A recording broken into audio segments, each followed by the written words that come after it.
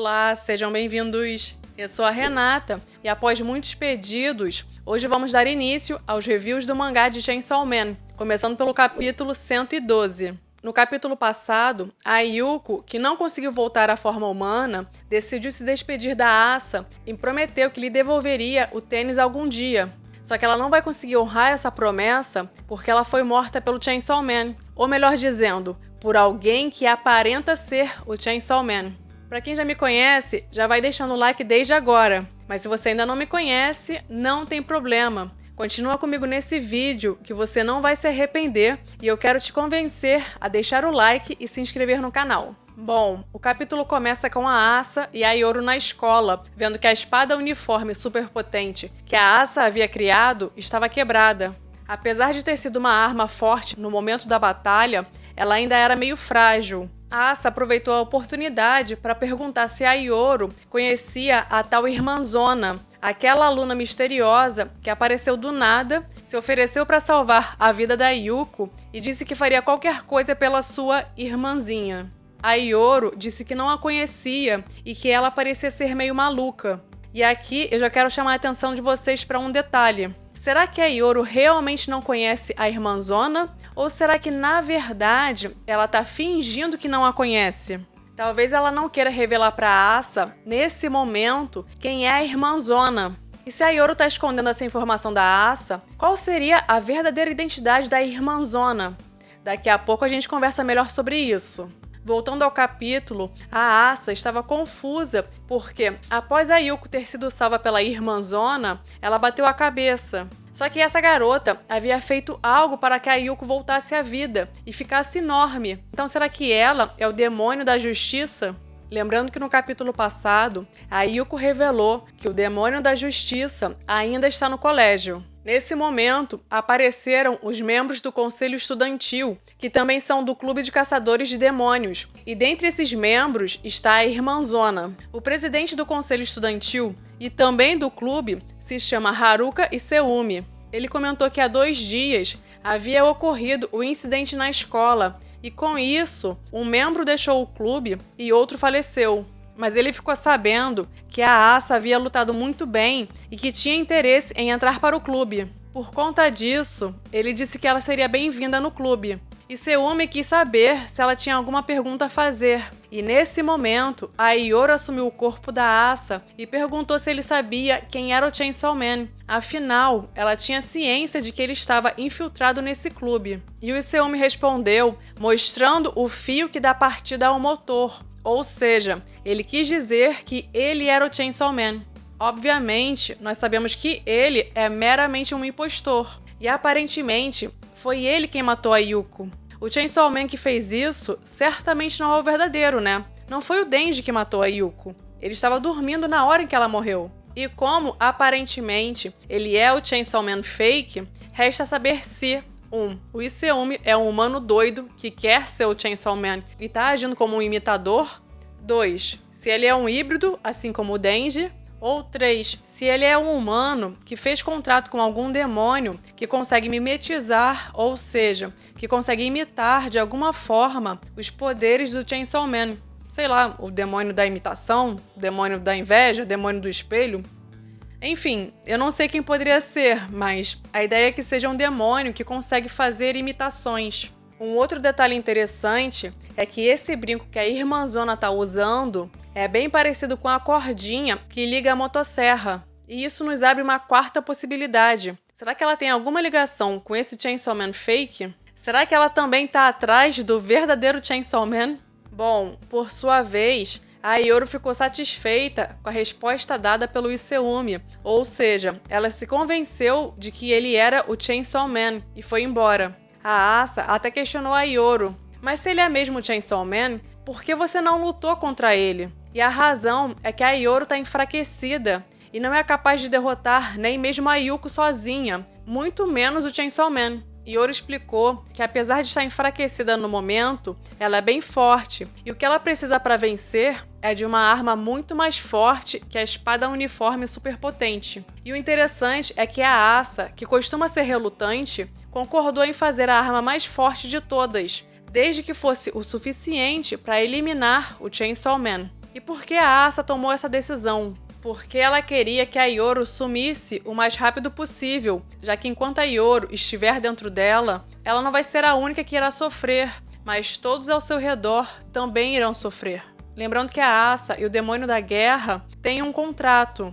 Se a Asa colaborar com a Yoru para derrotar o Chainsaw Man, a Yoru prometeu que devolveria o corpo da Asa. A Asa disse que usaria até mesmo pessoas como armas, e isso deixou a Yoru felizona. Bom, a Asa ficou observando as pessoas andando na rua, e a Yoru explicou que a arma que a Asa irá criar não precisa ser necessariamente uma pessoa. Poderia ser algo mais importante que o uniforme que a mãe da Asa havia lhe dado. O problema é que o uniforme era o item de maior valor que a Asa tinha.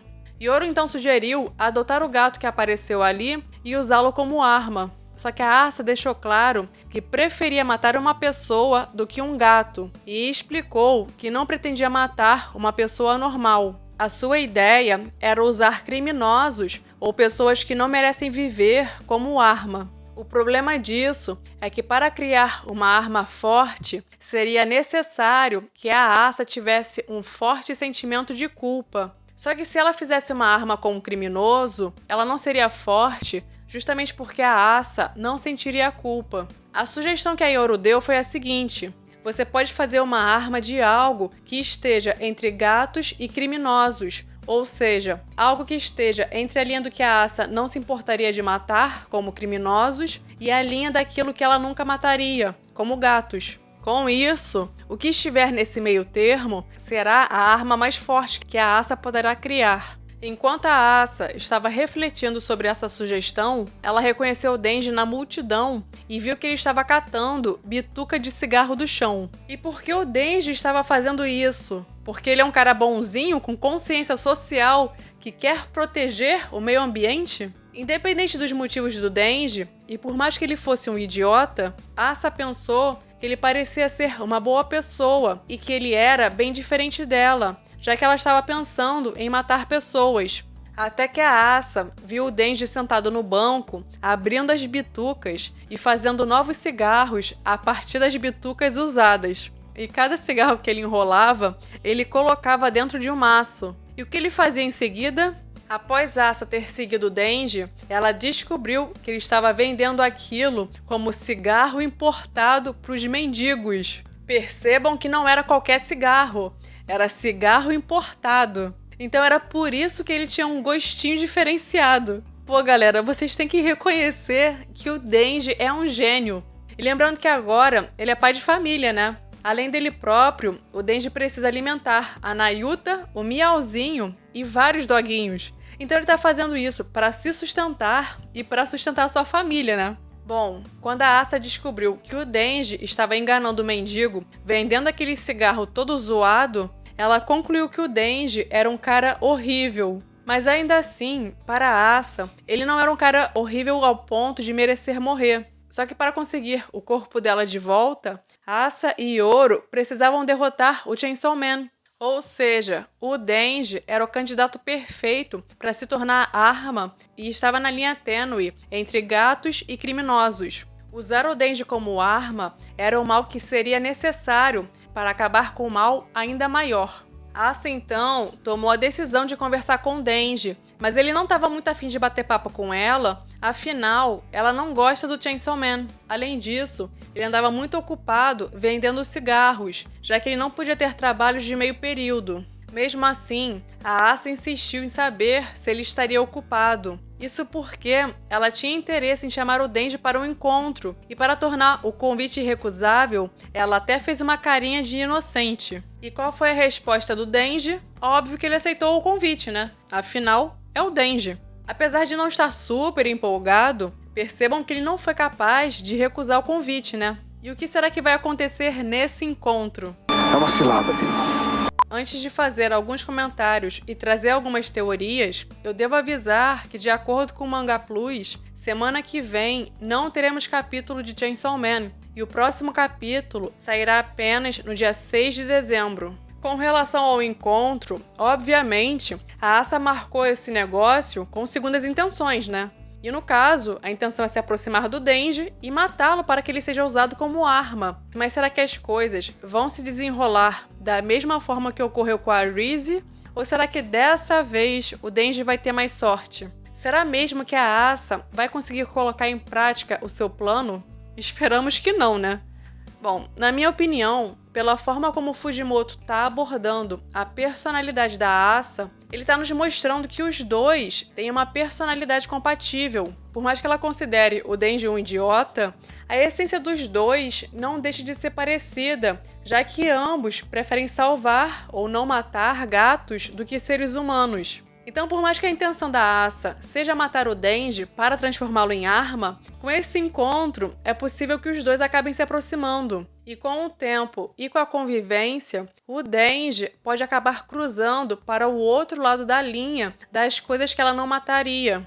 Agora, ele está bem no meio da linha entre o que a Asa mataria fácil e o que ela não mataria. Porém, isso pode mudar. Mas antes de se aproximarem, pode ser que dê alguma cagada no encontro e ela acabe achando o Denji ainda mais idiota. Contudo, caso isso aconteça, eu acredito que será passageiro e em algum momento eu acho que eles vão se dar bem. E pelo menos vão se tornar aliados contra algum outro inimigo que venha a surgir futuramente. E pode até ser que no final das contas, no futuro da obra, a Asa pode se tornar o par romântico do Denji.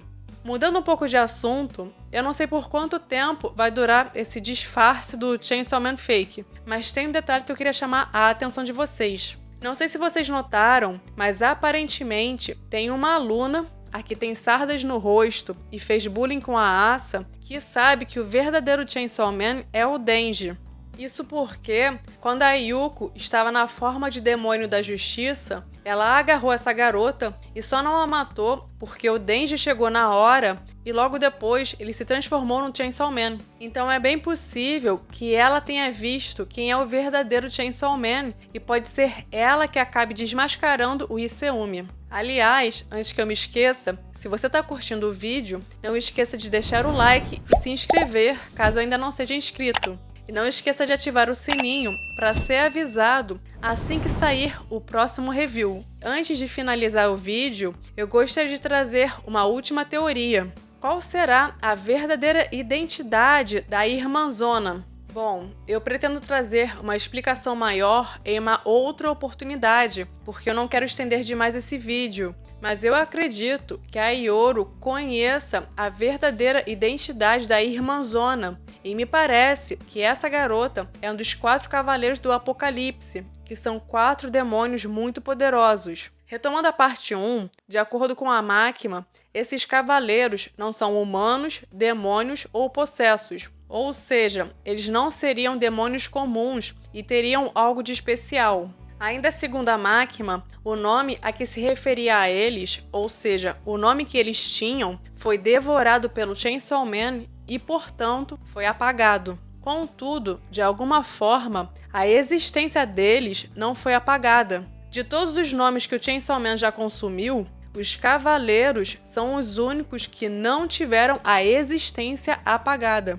E quem seriam esses 4 cavaleiros? Fazendo uma analogia com os 4 cavaleiros do Apocalipse da Bíblia, o cavaleiro da conquista, ou da peste, poderia ser o demônio do controle, que era a Máquina e atualmente reencarnou como a Nayuta. Já o segundo cavaleiro seria o próprio demônio da guerra, e o terceiro deve ser a irmãzona, e eu acredito que ela seja o demônio da morte e não o demônio da fome, porque ela conseguiu trazer a Yuko de volta à vida. E se a gente parar para pensar, guerra e morte estão intimamente ligadas, então faria sentido aquela garota chamar a Asa de irmãzinha. Assim como o traço característico dos possessos é a cabeça que é diferente, aparentemente os 4 cavaleiros também possuem um traço marcante, os olhos. E quando assumem a forma humana, eles continuam tendo esses olhos característicos, que é o caso da Máquina, da Nayuta, da Ioro e agora também da irmãzona. Eu espero conseguir aprofundar essa teoria em algum momento, porque existem mais alguns detalhes. Mas para essa história não passar batida por hora, em resumo, eu acredito que a irmãzona seja o demônio da morte. Se você gostou do vídeo, não esquece de se inscrever, clicar no like e compartilhar o vídeo com algum amigo. E não deixe de ativar as notificações para não correr o risco de perder novos vídeos. Eu vou ficando por aqui, até breve!